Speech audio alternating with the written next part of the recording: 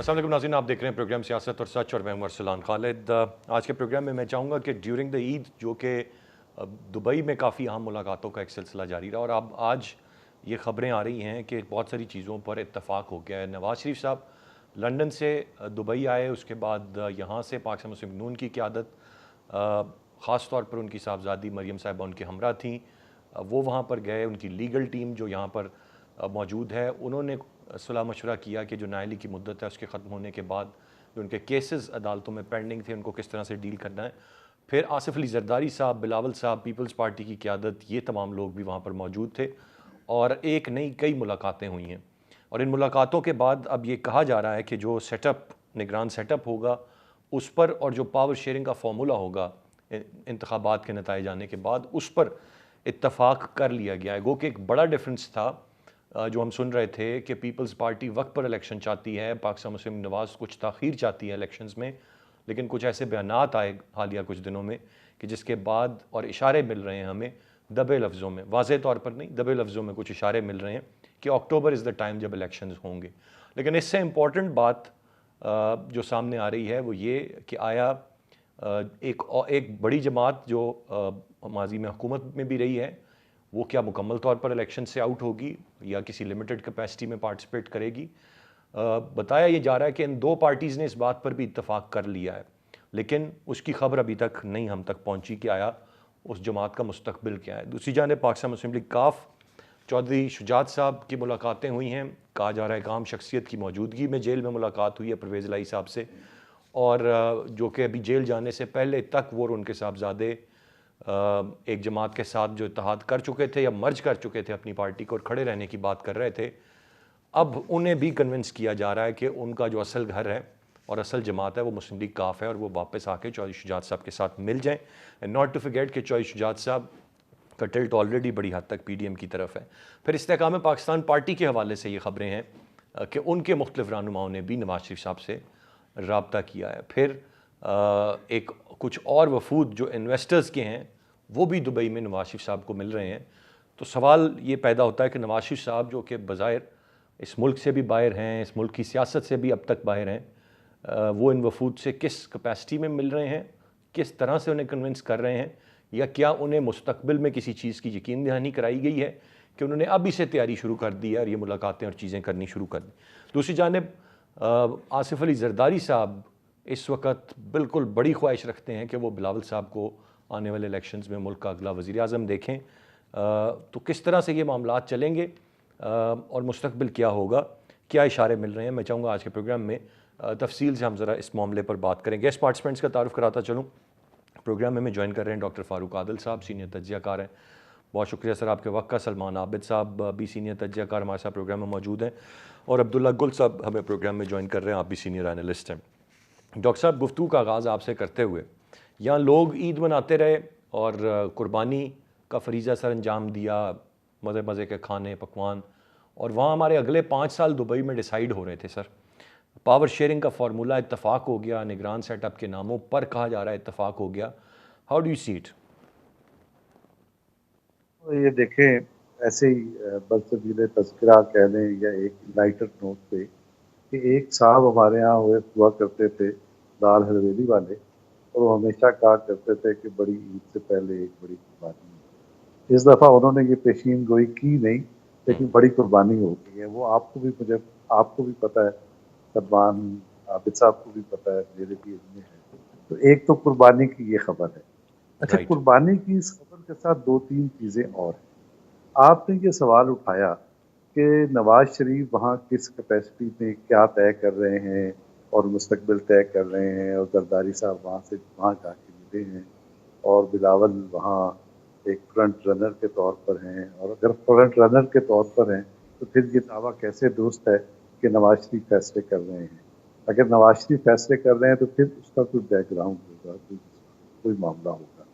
देखिए, पहली बात यह है कि हमारा IMF का पैकेज क्यों नहीं, उसकी डील क्यों नहीं मुंडे चढ़ रही थी, क्यों फाइनल नहीं हो रही थी, उसकी कुछ बुनियादी वजूहत। उसकी बुनियादी वजूहत ये थी, हमारा तजर्बा ये है कि कभी किसी का दिल चाहा और उसने ऑर्डर कर दिया कि जी मिनरल के ये बलूचिस्तान के ये ठेके कैंसिल, پھر جی آپ نے کارکے بلایا ترکی سے، اس کا بھی کینسل. کہنے کا مطلب یہ ہے کہ پاکستان میں اگر کوئی انویسٹمنٹ کرنے آئے یا پاکستان میں اگر کوئی نجکاری ہو، جیسے پاکستان اسٹیل کی نجکاری سے ایک بہت بڑا بحران پیدا ہوا، یہ چیزیں آپ کی کوئی ایک ادارے کو پسند نہیں آئی، اس نے اس کو کینسل کر دیا. کسی دوسرے ادارے کی سمجھ میں نہیں آئی، اس نے تو بالکل ہی پلٹ دیا اور میرے عزیز ہم وطنوں کر دیا. نتیجہ یہ نکلا کہ پاکستان ہمیشہ اسکوائر ون پہ جا کھڑا ہوتا ہے، اور جو سرمایہ کاری ہوتی ہے، جو فیصلے ہوتے ہیں، جو پولیٹیکل ڈیولپمنٹ ہوتی ہے داخلی سطح پر، بین الاقوامی سطح پر، ساری کی ساری زیرو ہو جاتی ہے.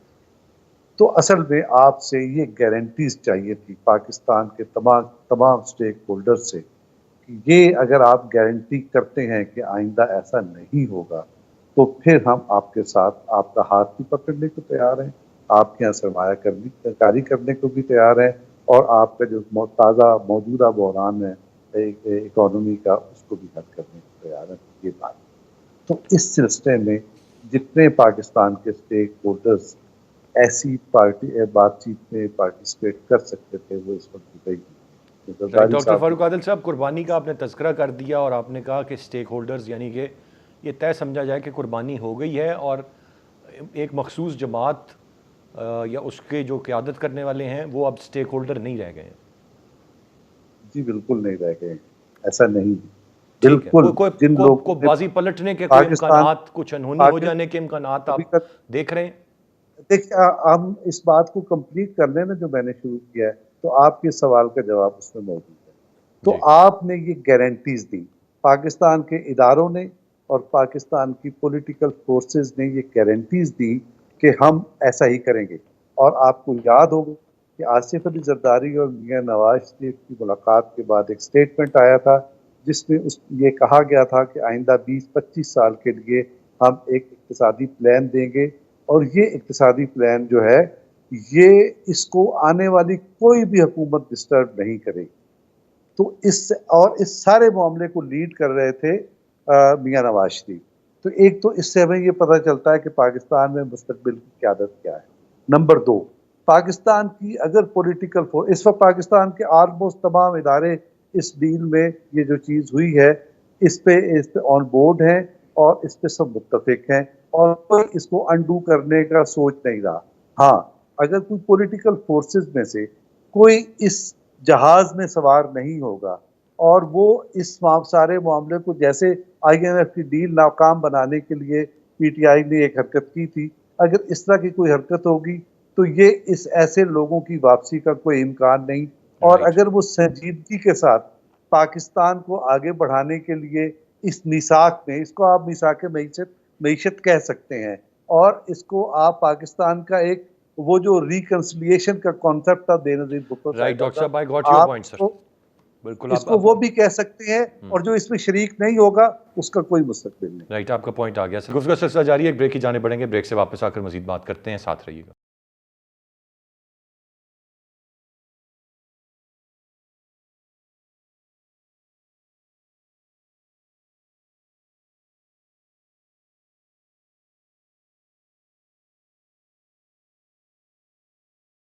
Welcome back.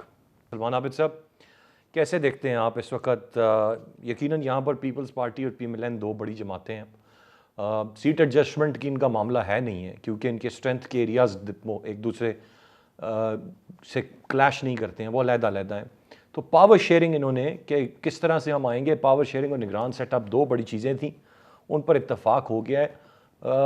بہت پریڈکشنز رہیں، کہا جاتا رہا، اب بھی کچھ لوگوں کا ماننا ہے کہ یہ سال الیکشن کا سال ہے ہی نہیں ہے، پر اب بظاہر آپ کو چیزیں بدلتی نظر آ رہی ہیں اور اسی سال میں اکتوبر، سپٹمبر، نومبر کی الیکشن نظر آ. دیکھیں اسلام صاحب، عمران خان کی حکومت پہ ایک بڑی تنقید یہ ہوتی تھی کہ یہ اسکرپٹڈ حکومت ہے، پلانٹڈ حکومت ہے، اور باقاعدہ اسٹیبلشمنٹ کی مرضی اور منشا کے مطابق بنائی گئی ہے. اب جو اسکرپٹ آپ مجھے بتا رہے ہیں دبئی کے کانٹیکس میں، اور جو اسکرپٹ ابھی ڈاکٹر فاروق عادل صاحب نے بتایا ہے، تو یہ بھی تو ایک اسکرپٹ ہی ہے نا، اور ایک ڈیل کا حصہ ہے نا. تو اس کا مطلب ہے کہ پاکستان کی سیاست میں اب جمہوریت تو بہت پیچھے رہ گئی ہے. یہ سوال اب بے معنی ہو چکا ہے کہ پاکستان میں کوئی جمہوری نظام ہے. یہاں جو بڑے فیصلہ ساز لوگ ہیں وہ किसी की हिमायत में और किसी की मुखालफत में कुछ भी फैसला कर सकते हैं, और फैसले माजी में भी होते रहे और आज भी फैसले तय हो रहे हैं। तो इसलिए मुझे तो जो बुनियादी सवाल जिस पे हमें डाउट करना चाहिए, बहस करनी चाहिए कि क्या हम जमहूरी निज़ाम की तरफ बढ़ रहे हैं या हम जमहूरियत से पीछे की तरफ जा रहे हैं। और ये जो हाइब्रिड निज़ाम है इस वक्त, उसी की कंटिन्यूएशन की बात की जा रही है।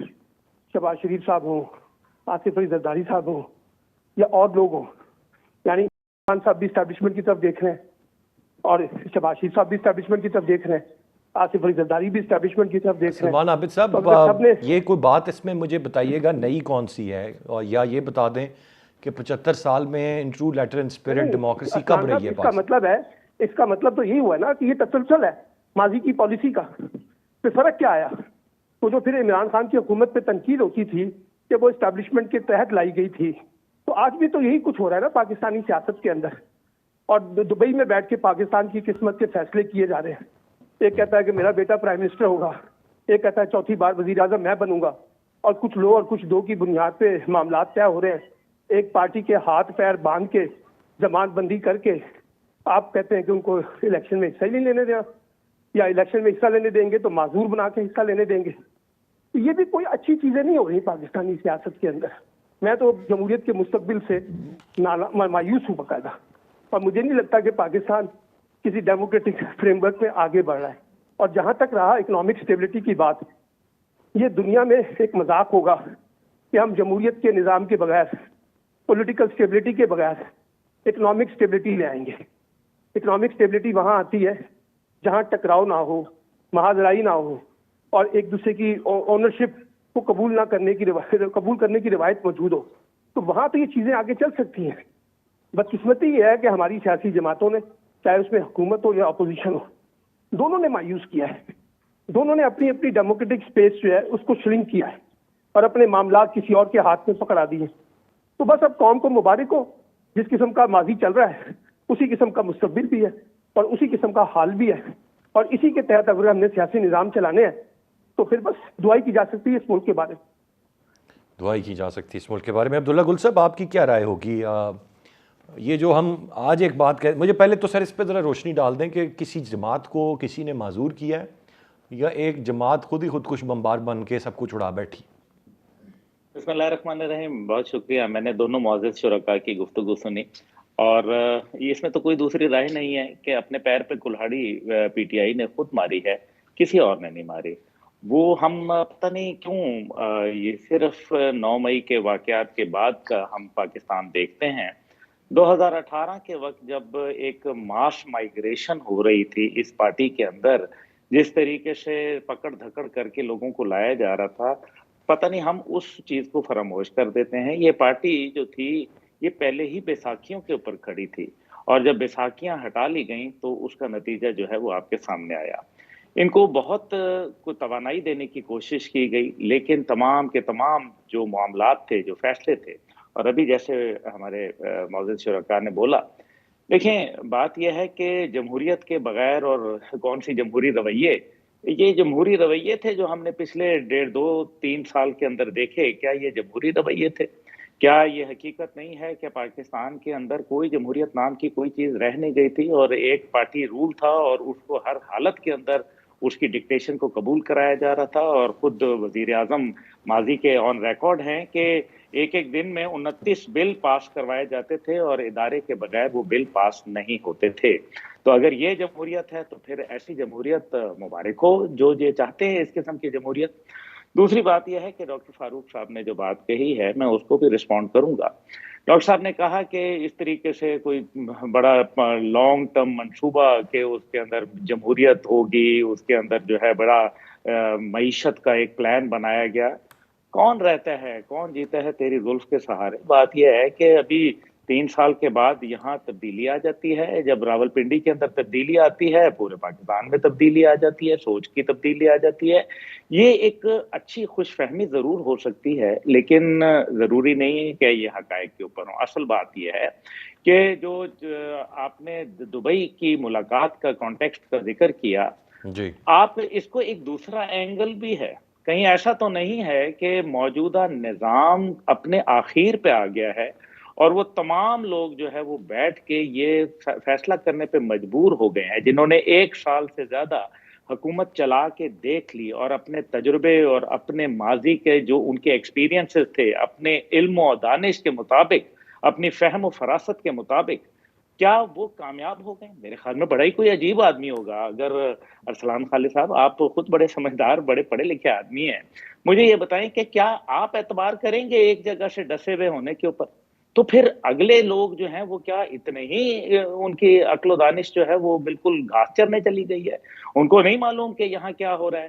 جو 1.25 سال میں جو اس ٹائم پہ یہاں ہم نے دیکھا ہے پاکستان کے ساتھ جو کھیل ہوا ہے، بلکہ جو کھلواڑ ہوا ہے، وہ بڑا خطرناک ہے، اور اس سے پہلے جو ہوتا رہا ہے وہ بھی ہماری تعین تب ہی ہو گیا تھا جب ہم نے معاشی خودکشی اپنے گلے میں خود پھندا ڈالا تھا، جس دن آئی ایم ایف اور ورلڈ بینک کے کہنے کے اوپر آپ نے اسٹیٹ بینک کے گورنر کے معاملات جو ہے وہ طے کر لیے تھے، یہ اس دن بات طے ہو گئی تھی۔ لیکن عبداللہ گل صاحب، بات تو یہ کہی جاتی ہے کہ 2018 تک 17 تک سب اچھا تھا، پھر 18 میں ایک تجربہ کیا گیا، چیزیں ڈیریل ہو گئیں تو معاملات خراب ہو گئے، پھر 1 سال پہلے ان کو چلتا کیا، یہ لوگ اقتدار میں آئے، اور یہ 1 سال 1.25 سال آپ کھلواڑ کہہ رہے ہیں، وہ کہہ رہے ہیں دن رات محنت کر کے انہوں نے ملک کو پٹڑی پہ ڈالنے کی کوشش کی ہے۔ میں نہیں کہہ رہا ہوں، یہ ان کا دعویٰ ہے، اور اب جو ہے اس پٹڑی پہ واپس آ گیا جس سے اتر گیا تھا معاملہ، اور اب اس سے بڑا دور تک آگے چل رہے ہیں۔ یہ تو وہ تصویر ہے جو ان کی دی جائے۔ آخر میں خود وزیر اعظم کہنے پہ مجبور ہو گئے کہ آئی ایم ایف کے ساتھ جتنا بھی معاشی ارینجمنٹ ہوئی اس میں چیف آف آرمی اسٹاف کا کردار ہے۔ یہ تو وزیر اعظم صاحب نے کہا ہے، میں نے تو کہا نہیں ہے۔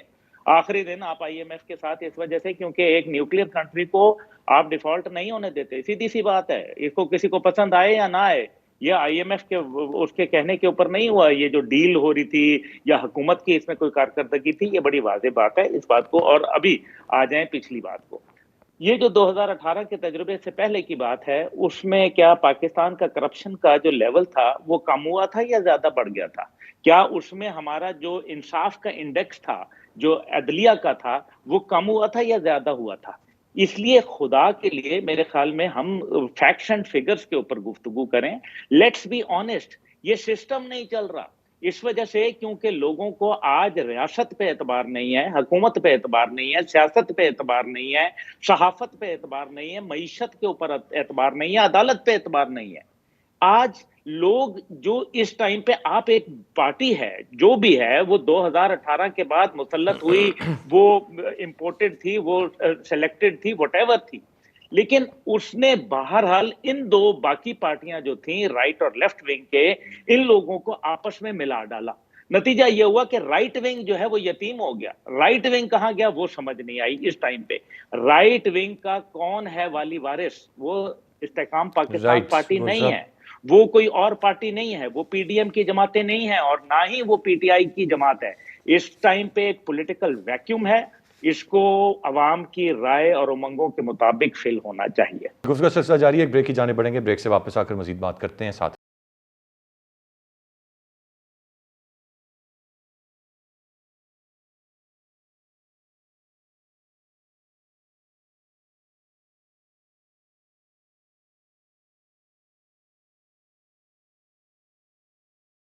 Welcome back.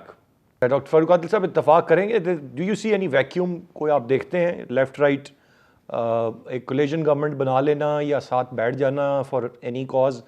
کیا جو نظریات ہیں پارٹی کی، ویسے تو میرا بڑا بنیادی سوال ہوگا کہ کیا نظریات کیا ہیں ان پولیٹیکل پارٹیز کی، میرا تو اس پہ بھی بڑا سوال ہے، لیکن اسٹل جو نظریات ہیں کیا وہ کمپرومائز ہو گئی، ختم ہو گئی؟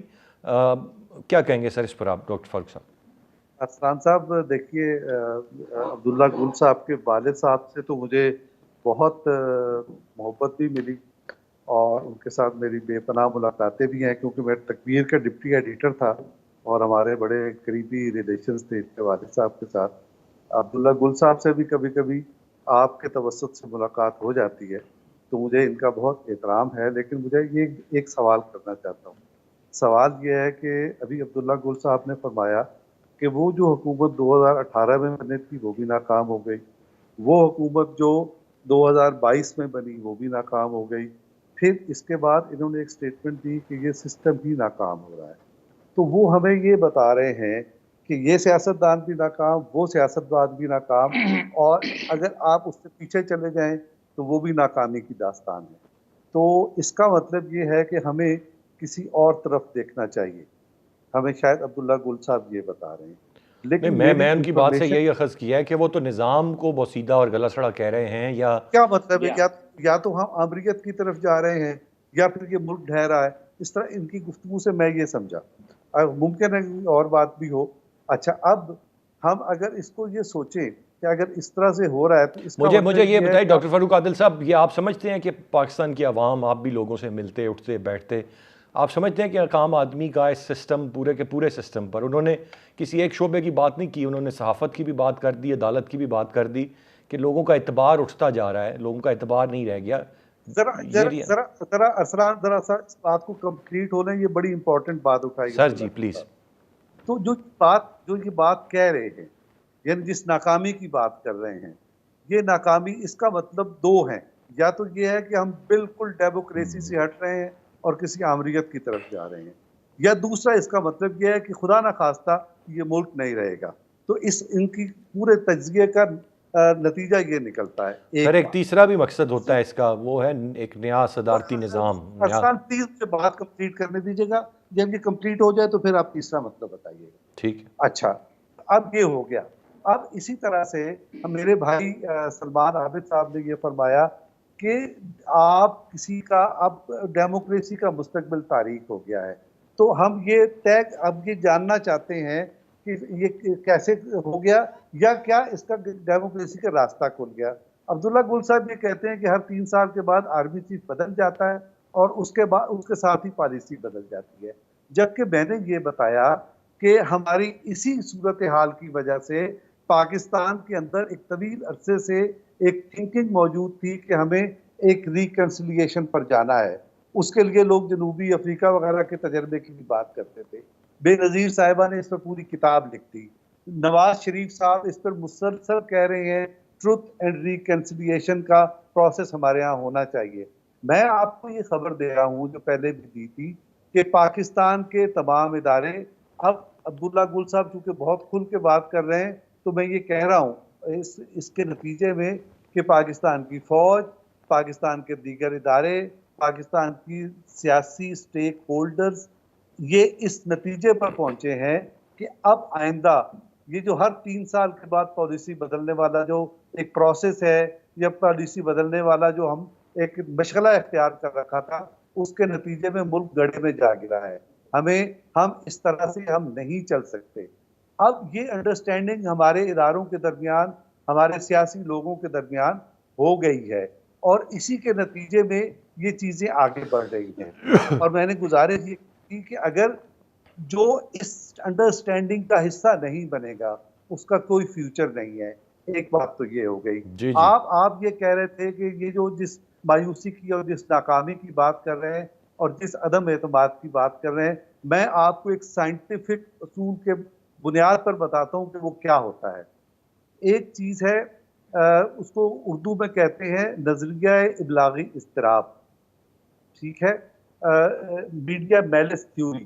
یہ 1967 میں وجود میں آئی تھی، اور یہ امریکہ میں وجہ کیا بنی تھی اس کی کہ امریکی عوام کی ایک غالب اکثریت نے صدارتی انتخاب میں حصہ نہیں لیا تھا، اور یعنی بہت کم ووٹ ڈالے گئے تھے. اس پر ایک ریسرچ شروع ہوئی. پتہ یہ چلا کہ جس وقت سیاسی عمل کے دوران گالی گلوچ شروع ہو جاتا ہے، بلو دی بیلٹ لوگ جاتے ہیں، اور اصل جو ایجنڈا ہے، مثال کے طور پر اصل ایجنڈا نواز شریف کا یہ تھا کہ ووٹ کو عزت دو، عمران خان یا پی ٹی آئی کا یہ تھا کہ احتساب کرو، کرپشن. اب اگر اس کے احتساب کو اس کی بیوی کے ساتھ جوڑ دیا جائے اور اس کے ووٹ کے عزت دیو کو اس کی بیٹی کے ساتھ جوڑ دیا جائے، اس کو بلو دی بیلٹ آپ کہیں گے. اگر آپ یہ کہیں گے تو اس کے نتیجے میں کیا ہوگا؟ اس کے نتیجے میں جو وہ پالیٹکس ہے، کانسٹیٹیوشنل، جائز، آئینی، ڈیموکریٹک، اس سے اعتماد اٹھ جائے گا. ٹھیک ہے. اور اسی کے نتیجے میں، اور اگلی بات بھی سن لیں، اس کے نتیجے میں وہ جو جرنلزم ہے، وہ جو عبداللہ گل صاحب نے سب کا ہی ٹائم لے لیا تھا، وہ جو جرنلزم ہے، جو اس کا کیریئر بنتا ہے وہ اس کا بھی جنازہ نکل جاتا ہے اور اس کا بھی اعتماد ختم ہو جاتا ہے, لوگ اس پہ اعتبار نہیں کرتے اور بالآخر ادارے بند ہونے لگتے ہیں. آپ پاکستان میں آپ یہ دیکھ لیں. یہ چیز دیکھنے کے بعد اب آپ کے ادارے بھی, آپ کے سیاستدان بھی, اور جو اس ملک سے محبت کرنے والا ہے وہ ایک پلیٹ فارم پر آیا ہے اور وہ ایک حکمت عملی اختیار کرنا رائٹ ڈاکٹر چاہتا صاحب, ہے. اس کو سمجھنے کی ضرورت ہے. ٹھیک, آپ نے سر جو باتیں کہیں اگر تو واقعی یہ ایسا ہی ہوتا ہے اور سب ایک چیز پر اتفاق رائے کر چکے ہیں اور اسی طرح ہم آگے بڑھتے ہیں تو پھر تو میرے خیال سے چیزیں بہت بہتر ہو جائیں گی. سلمان عابد صاحب, آپ کی کیا رائے ہوگی جو باتیں ابھی ڈاکٹر فاروق عادل صاحب نے کہیں؟ آپ کے پاس بھی کچھ ایسی خبریں ہیں, ایسا کوئی اتفاق ہے؟ کیونکہ یہ اتفاق اداروں کا ایک پیج پر ہونا, میں کانٹرڈکٹ نہیں کر رہا ڈاکٹر صاحب کی بات سے, لیکن ابھی سے 2-3 سال پیچھے چلے جائیں, آئیڈیل سچویشن تھی نا, کس طرح سے سب چیزیں آن بورڈ, ادارے ایک پیج پر, شیر و شکر سب بڑا اچھا تھا, پھر اچانک پتہ لگا کہ نہیں جی بڑے اختلافات اور سب کچھ تبدیل ہو گیا. یہ اگر واقعی ایسا کوئی اتفاق ہے تو یہ دیر پا ہے اور رہے گا؟ دیکھیے, پہلی بات یہ ہے کہ فاروق عادل صاحب نے جو باتیں کی ہیں میں بھی دعا ہی کر سکتا ہوں کہ چیزیں ایسے ہی ہوں جیسے وہ بتا رہے ہیں, لیکن یہ جو سیم پیج ہے نا, یہ ہر 3 سال کے بعد بدل جاتا ہے. جو لوگ آج اکٹھے ہیں کل وہ دشمن بن جاتے ہیں ایک دوسرے کے. نواز شریف صاحب کی پالیٹکس کہاں سے شروع ہوئی وہ بھی ایک تاریخ ہے, ہم سب کو پتا ہے. اسی طرح سے نے جس طرح سے سیاست شروع کی وہ بھی ہمیں پتا ہے. شہباز شریف صاحب کی سیاست کے بارے میں بھی ہم جانتے ہیں, اور آصف علی زرداری صاحب کا جو رومانس چل رہا ہے اس وقت اسٹیبلشمنٹ کے ساتھ, اس کو بھی ہم اچھی طرح جانتے ہیں. دیکھیے, بات یہ ہے کہ اگر آپ ڈیموکریسی کو آگے لے کے چلنا چاہتے ہیں تو یہ اختیار کس کے پاس ہوگا کہ حکومت کو کون منتخب کرے گا. اگر اس کو عوام نے منتخب کر رہا ہے تو پھر یہ لندن پلان, دبئی پلان یا اسٹیبلشمنٹ نے کیا چیز طے کر لی ہے, کیا چیز نہیں طے کی ہے, یہ سب باتیں جو ہے پھر جمہوری عمل کو پیچھے کی طرف لے جاتی. اور جب میں نے کہا نا کہ جمہوریت کا مستقبل نہیں ہے, تو میرا بنیادی ماخذ یہ ہے کہ ہمارے ہاں جو دونوں جماعتیں ہیں, حکومت اور اپوزیشن, انہوں نے خود پلیٹ میں رکھ کے اپنا معاملات جو ہیں وہ اٹھا کے کبھی جوڈیشری کے کورٹ میں ڈال دیتے ہیں, کبھی اسٹیبلشمنٹ کے کورٹ میں ڈال دیتے ہیں. جو کام پارلیمنٹ کو کرنے چاہیے تھے وہ جوڈیشری کی طرف جاتے ہیں, جو سیاسی دانوں کو فیصلے کر رہے ہیں اس کی طرف اسٹیبلشمنٹ کی طرف لے جاتے ہیں. اکنامی بحال کرنی ہے تو پھر اسٹیبلشمنٹ کی طرف دیکھنا شروع کر دیتے ہیں. تو میرا مطلب ہے کہ ذرا ہمیں تھوڑا سا یہ بھی ریئلائز کرنا چاہیے کہ جو فریم ورک ہم بنا رہے ہیں یہی فریم ورک 2018 میں بھی بنا تھا. اس وقت بھی جنرل باجوہ کا سیم پیج تھا, اس سے پہلے نواز شریف صاحب کا سیم پیج تھا, اس سے پہلے اور باقی لوگ جو آتے رہے. لیکن نتیجہ کیا نکلا؟ نتیجہ یہ نکل رہا ہے کہ ہم ہر کچھ عرصے کے بعد ایک محاذرائی کا شکار ہو جاتے ہیں. اور یہ محاذرائی جو ہے وہ محمد خان جنید جو جیسا کمزور وزیر اعظم, اس کا بھی اسٹیبلشمنٹ کے ساتھ ٹکراؤ پیدا ہو گیا تھا. جمالی جیسا کمزور وزیر اعظم, اس کا بھی اسٹیبلشمنٹ کے ساتھ ٹکراؤ پیدا ہو گیا تھا. کہاں یہ چیزیں جو ہے نا جس کو ہم بڑے رومانس کے ساتھ دیکھتے ہیں, کاش پاکستان میں 5-5, 10-10 سال کے معاملات طے ہو جائیں. یہاں تو ہر 1.5-2 سال کے بعد جو ہے کہیں سیاستدانوں کو بخار چڑھتا ہے, کہیں اسٹیبلشمنٹ کو بخار چڑھتا ہے, کہیں بیوروکریسی کو بخار چڑھتا ہے, کہیں جوڈیشری کو بخار چڑھتا ہے, اور کہیں ہمارے میڈیا کو بخار چڑھ جاتا ہے. اور پھر وہ ساری کی ساری سیاست اور وہ جو دعوے ہم نے کیے تھے وہ سب کے سب ٹکراؤ کا نظر ہو جاتے ہیں, محاذرائی کی نظر ہو جاتے ہیں. تو لیٹس جو ہوپ ہے تو کہا جا رہا ہے جس طرح فاروق عادل صاحب نے کہا ہے کاش چیزیں ایسے ہی ہوں, لیکن میں پاکستان دعا کی تو ہم بالکل اسی طرح ہی کر سکتے ہیں. محاذرائی زیادہ دیکھ رہا ہوں, ٹکراؤ زیادہ دیکھ رہا ہوں. حالات اتنے آسانی سے ٹھیک نہیں ہونے والے. یہ جو ابھی آپ نے $3 ارب لیے ہیں IMF کے ساتھ 9 ماہ کے لیے, اس سے پاکستان ڈیفالٹ کے خطرے سے تو بچ جائے, لیکن کیا پاکستان ان 9 مہینے کے اندر جو اکنامک ریفارمز ہمیں ریکوائرڈ ہیں, اگریسو قسم کی ریفارمز ہیں, آپ کو لگتا ہے کہ شہباز شریف صاحب کے اندر وہ صلاحیت ہے کہ وہ اگریسو ریفارمز کر سکیں گے؟ اس سے میرا ابھی بھی سائن آف انٹروگیشن ہے. سوال آپ کا جواب آ گیا سر. عبداللہ گل صاحب, ایک چیز جو آپ نے پہلے تمام تفصیل میں جن باتوں کی طرف اشارہ کیا, اس پہ سوال ایک ہی بنتا ہے کہ اگر لوگ مایوس ہو گئے ہیں اس نظام سے, اداروں سے, وے فارورڈ کیا ہے سر؟ دیکھیں جی, پہلی بات یہ ہے کہ جنہوں نے میرے والد صاحب کو پڑھا ہے اور ان کو اگر ان کے ساتھ آشنائی رہی ہے تو ہمیشہ وہ اس سسٹم کی فالٹی ہونے کی بات کرتے تھے اور اس سسٹم کو تبدیل کرنے کی بات کرتے تھے, کیونکہ آئین کے پاکستان کے مطابق وہ سافٹ ریولوشن کی بات کرتے تھے کہ وہ تمام آرٹیکل جو کہ قرآن اور سنت سے کانٹرڈکٹ کرتے ہیں, متضاد ہیں, ان کو تابع کر دیا جائے قرآن اور سنت کے مطابق. آرٹیکل 227 کی بات اور 2A کی بات ہوتی تھی. اچھا, اب دوسری بات یہ آ جاتی ہے کہ کیا عوام پاکستان اس سسٹم سے خوش ہیں؟ یہ آپ سروے کرا لیں, میرے خیال میں. نہیں, میں نے مان لیا کہ نہیں ہے خوش, لیکن پھر حل کیا ہے؟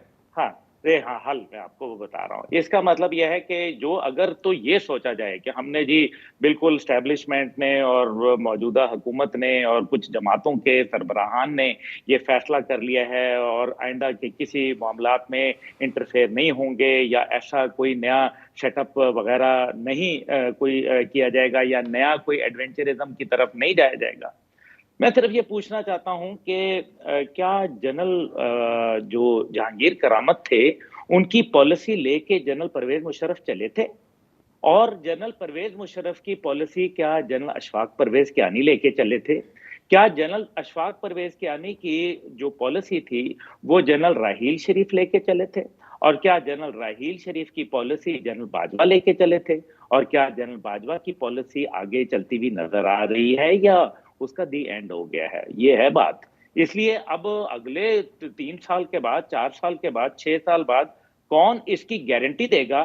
اگر فاروق عادل صاحب یا کوئی اور صاحب اس کی گارنٹی دے سکتے ہیں تو میں بالکل اتفاق رائے رکھ لیتا ہوں. دوسری بات یہ ہے, میں نے نظام کی تبدیلی کی بات کی ہے. میں حاکم بدھن کبھی پاکستان کے 2 لخت یا اس کے خاتمے کے متعلق سوچ نہیں سکتا. اس سے پہلے جو ہے اللہ مجھے اٹھا لے جب ایسا کوئی وقت آئے, کیونکہ میں اپنے ملک سے بہت محبت کرتا ہوں. بلا شبہ سر, ہم سب کرتے ہیں. دوسری بات سر, وقت ختم ہو رہا ہے, ایک جملہ کہہ سکیں گے آپ پلیز؟ وے فارورڈ یہ ہے, وے فارورڈ وہی ہے کہ آپ کے آئین کے مطابق تو وے فارورڈ میں نے آپ کو بتا دیا کہ آپ اس کی تشریح کریں اور اس کو تمام قوانین جو ہے جو متضاد ہیں قرآن سنت کے ان کو تابع کر دیں. یہ ایک وے فارورڈ ہے. دوسرا وے فارورڈ یہ ہے کہ ہم ایک لانگ ٹرم ایسا سیٹ اپ لے کے آئیں جس کے تحت پاکستان کے بنیادی مسائل اور خاص طور پہ معاشی مسائل, اور جب آپ کہہ رہے ہیں ہم لے کر آئیں تو اس سے کیا مراد ہے؟ کس سے لے کے آنا ہے, کیسے لے کے آنا ہے؟ دیکھیں, یہ سب کو لے کے آنا پڑے گا. یہ اب آپ روک نہیں سکتے, یہ رکے گا نہیں پروسیس. یا تو اگر یہ رک جائے نا, میں آج آپ کو یہاں ٹی وی کے اوپر بول کے جا رہا ہوں کہ یہ اب چاہے پوری اسٹیبلشمنٹ کھڑی ہو جائے, پوری حکومت کھڑی ہو جائے, پورا نظام کے ایک ایک کو میں کہتا ہوں بندہ کھڑا ہو جائے, وہ اس سسٹم کو جانے سے نہیں روک سکتا. یہ ٹھہر گیا ہے, یہ حقیقت ہے, یہ ریالٹی ہے. بیکاز وی کی not sacrifice Pakistan for this redundant system. یہ سسٹم جائے گا جس سے عام آدمی کو سہولت ملے. اس کھیت کو جلنا پڑے گا. میں سمجھ گیا آپ کا اشارہ کس طرف ہے. We need to make the necessary changes. Gul صاحب, ہم ایکسیڈنگ دی ٹائم لمٹ. آخری بات یہ ہے کہ ٹائم میرا نوٹ کر لے, ریپیٹ میں پتہ چل جائے گا کہ کس کو کتنا ٹائم ملا ہے. نہیں چھوڑے سر, وہ کوئی نہیں. آپ میری کوشش ہوتی ہے, اگر کسی کو زیادہ کسی کو کم ملا ہے تو it's bad at my part. اس کے لیے میں آپ تینوں سے ہی معذرت کرتا ہوں. جی بہت شکریہ تینوں رسپیکٹیبل گیسٹ کا. آج کے پروگرام سے اتنا ہی. ارسلان خالد کو اجازت دیجیے. اللہ نے کے بعد.